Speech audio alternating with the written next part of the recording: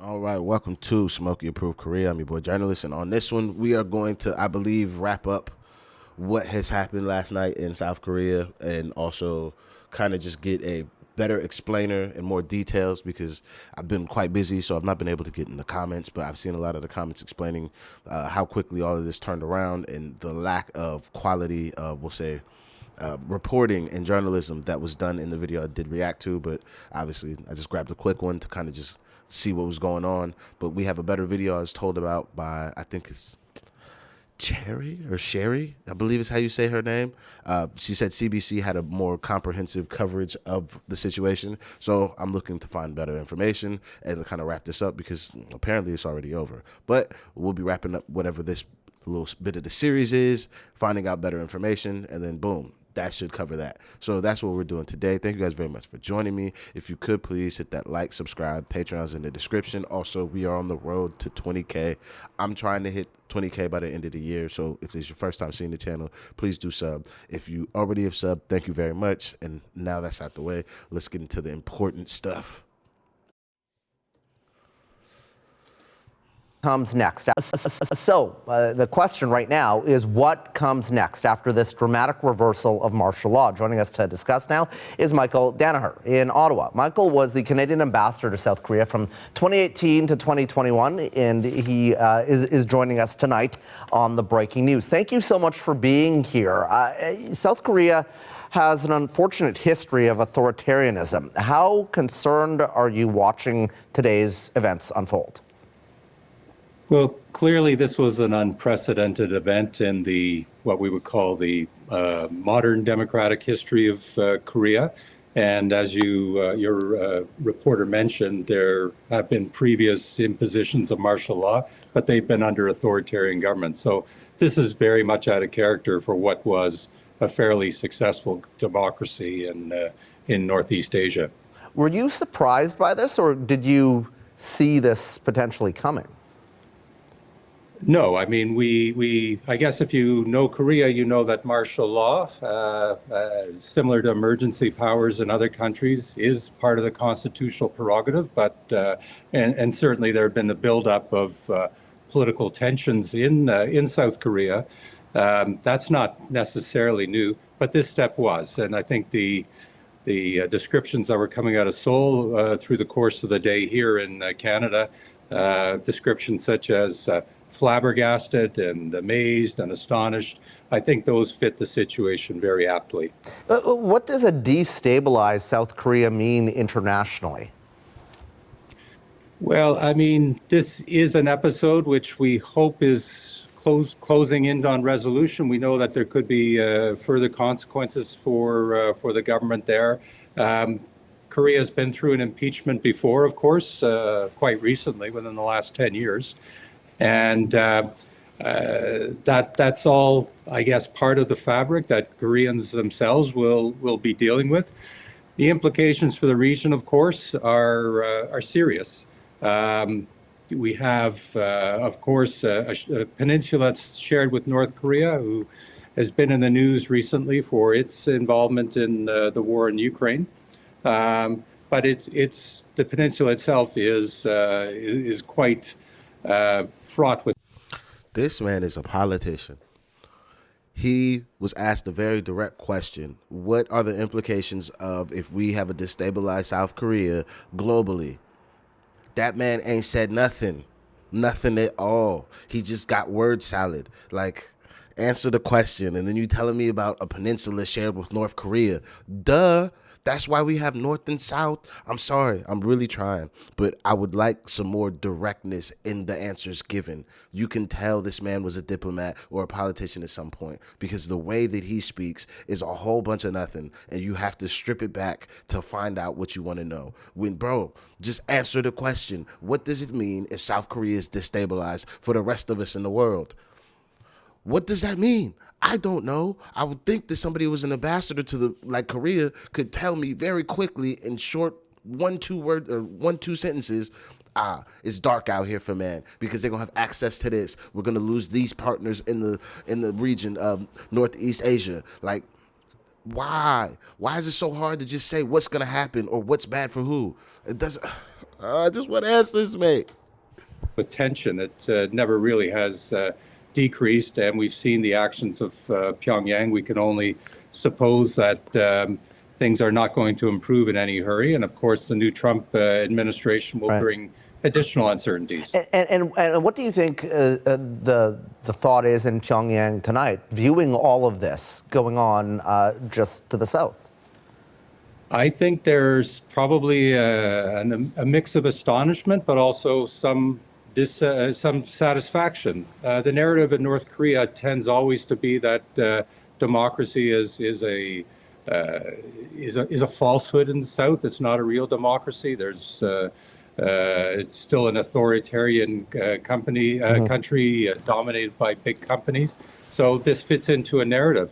Whether that's going to provoke North Korea or bring them down the road to doing anything more drastic, I would be doubtful there. I think there would be North Korea, if it is going to be aggressive, would prefer to do things on its own terms and is probably going to look at this very conservatively. The president in South Korea said that, he was declaring martial law because there are some members of opposition parties that are North Korean sympathizers. Is there any evidence to that? And is that reaction warranted at all? I mean, is that the view of some, perhaps, South Koreans this evening? I can tell that this is a very Western perspective on what's allowed to be said and how we look at people's countries. Because if I'm a person of South Korean descent, I would have sympathies for those in North Korea because I would like a unified nation. So me being a sympathizer actually shouldn't be a bad thing. But the way that we talk about it in Western nations, if you sympathize with somebody, that then makes you want to be their ally and then take down whatever thing you're a part of. This is terrible language, I believe. This is terrible language.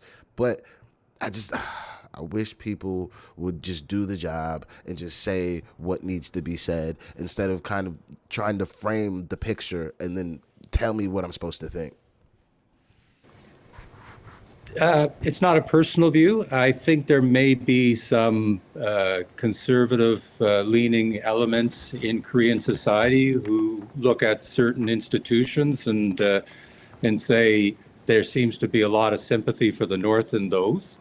I wouldn't say that's a widespread belief. And of course, President Yoon only had 19% support to him. But to accuse the opposition, particularly the leftist opposition, of being sympathetic with North Korea is not a new thing, just as the left accuses the right to have been what they call the Jinilpa, the pro-Japan faction. And of course, Korea and Japan have their own long and fraught history. So political rhetoric is not very pleasant in Korea. I got two last questions for you. One, how difficult do you think this is going to be for him to continue to hang on to power in the days ahead? Well, his political capital is already quite low. It's a 5-year term. He lost decisively the National Assembly elections in April, and people were referring to his administration as lame duck. He clearly couldn't get much done. So it may be that there's a decision that this is in the best interest of the country to move on. Whether that's through impeachment or through some other mechanism, I won't speculate. Canada has championed democracy on the world stage, including South Korea. What should our next steps be as we monitor this ongoing situation on the peninsula?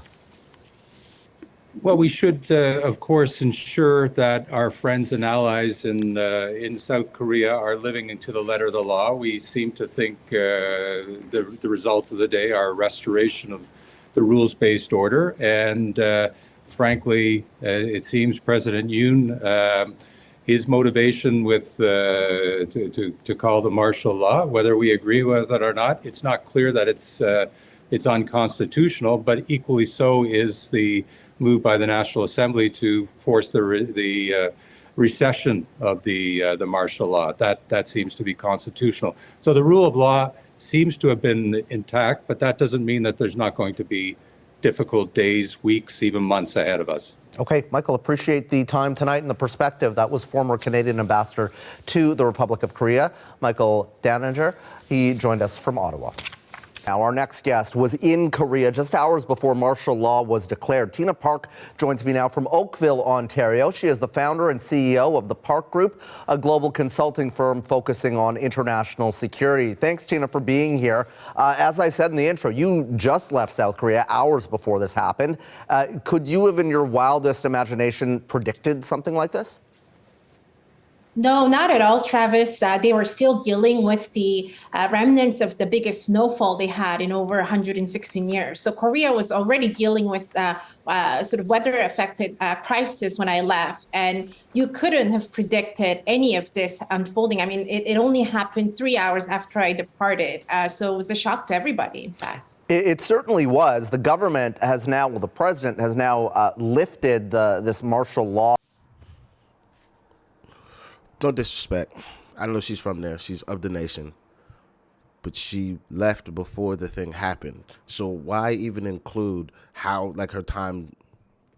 It doesn't make sense to me. It's like you're trying to give me perspectives, but you're trying to make her perspective seem more informed when she was probably on an airplane in the air somewhere and got the alert on her phone, like most of us, that this has happened. So she didn't even actually get to see with her own eyes what it really looked like what people were actually dealing with in these hours and in these times of what was going on. Does she probably have the intelligence and the acumen to be able to speak on this topic? Yes. But telling me that she was there hours before, well, hours before, everybody thought it was sunny and happy and we was all going to be friends. Once she's on an airplane, and then 3 hours after that, she thought everything was cool like we did. So telling me that, her informed perspective on that portion of it, like, you're falsifying how informed she is on the topic, when really she has something to say because she does high business relations in this country. She's probably a Korean national of some sort. So cool. Like, that's all you needed to say. Telling me she was there 3 hours before, she could have been shopping in Louis Vuitton. Shit was cool at that time. Like, I find this to be, again, very disingenuous to, like, prop her stance up instead of just letting her be who she could be. Declaration. What do you make of this most recent development? Well, I think there are three takeaways. One is how quickly the lawmakers mobilized themselves to turn this down. The announcement came around 11 o'clock at night. And by 1 o'clock, you heard the votes, 190 people showing up and voting it down. So that was very quick at around 1 o'clock at night.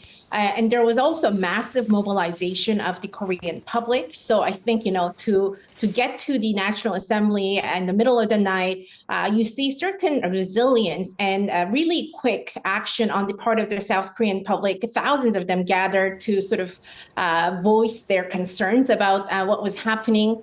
And then you also see the shock in the international sort of market and countries around Korea. If you look at where Korea is in terms of geostrategic location of the Korean Peninsula, you're looking at China, Japan, and other countries, including North Korea, closely sort of surrounding what's happening on the Korean Peninsula, as well as the United States, which has, troops stationed in South Korea. This came as a huge surprise to me when I saw it cross earlier this afternoon here in Canada. And I know a lot of international viewers probably aren't following all of the day-to-day details of domestic politics in South Korea. The president said that he had to do this to thwart anti-state forces. So zoom out for us, and for an international audience, just explain kind of domestically the situation that President Yoon is dealing with here and what really prompted him, at least in his opinion, to do this. Well, what President Yoon Suk-yeol has been dealing with is an incredible lack of popularity within South Korea and the difficulties he had in passing any bills and the scandals surrounding especially his wife. So domestically speaking, he was in a very fragile position, but none of that justifies imposing martial law, because the last time martial law was imposed was when dictator Park Chung-hee was assassinated, and you really needed some semblance of order because there was no, political figure to lead the country. This is not the case, and there was also no serious threat posed by North Korea. So to say that, he was in a position to impose martial law unilaterally like that is really questionable. So that doesn't carry any weight with you, that he's saying that, some of these parties are sympathizing with North Korea. Tell me about that, and also how this is playing out with the South Korean people. Exactly, Travis. So I don't think it is in North Korean interest, and I'm talking both about the regime and North Korean public, to see South Korea crumbling. They are certainly at war because, how the Korean War ended is a stalemate. But it's not like North Koreans wish for the collapse of South Korean economy, because instability in South Korea would also have ramifications. So nobody wants South Korea to collapse, particularly because we're still dealing with a lot of, economic issues since the COVID pandemic, and because of what's happening in Ukraine and elsewhere. So to blame North Korean forces, it really doesn't make a lot of sense. And the South Korean public, some of them lived through actual period of martial law, and how much, destruction it could cause in terms of individual freedom, and the damage it causes to democracy and rule of law in a state. So the Korean public is certainly against any form of martial law unless it was absolutely necessary. So what they're saying is that President Yoon violated the Constitution, and what he did by imposing martial law was not only illegal, but also unconstitutional. So do you see him remaining as president, or do you see him being put into a position where he's forced to resign? I know that, he is facing increased calls to do just that, to resign or to be impeached. Personally, I think anything is possible. There is no appetite in the Korean public to see him in power any longer. So there are calls for resignation, there are calls for impeachment, or even arresting him. So the South Korean public is absolutely against him, and his own party has also abandoned him, and they are certainly not approving of what he did. So it is, to be seen what happens in South Korea, but I don't think he has a very long time left in power. Okay, Tina, we have to leave it there for tonight. Appreciate your analysis on this. That is Tina Park, who is the founder and CEO of the Park Group, a global consulting firm focusing on international security. I would say Tina was far more informative and helpful in what she had to actually say than the other Donnie, because the ambassador definitely just was pure politician the whole time. At least I got some facts, but not any actual facts. Somebody has to link me a video of like a detailed video of like what actually happened, why my boy is acting up. Because what I was reading in the comments, this video kind of glazed over it when she was like, oh, well, he's got some scandals going on. But what scandals? What makes a man jump out the window completely towards the latter half of his term and be like, you know what, martial law, because the dogs are swarming around me? Like, what makes a man do that? Why are we doing this? What are the things that makes this happen? So that's why I'm just like, this video didn't cover it at all. This is definitely just Western media be like, things are okay in South Korea. Let's not worry anymore. Business as usual. I want to know what actually happened and what people were dealing with and feeling, because like, that's a crazy thing to have to deal with in just the middle of the afternoon. Motherfuckers is like, so we're going to authoritarian times, and yeah, it's pretty much what we're doing. It's mental. But yeah, that's it for this video. Thank you guys very much for joining me. Please hit that like, subscribe, Patreon's in the description. See you on the next one. I'm out of here. Peace.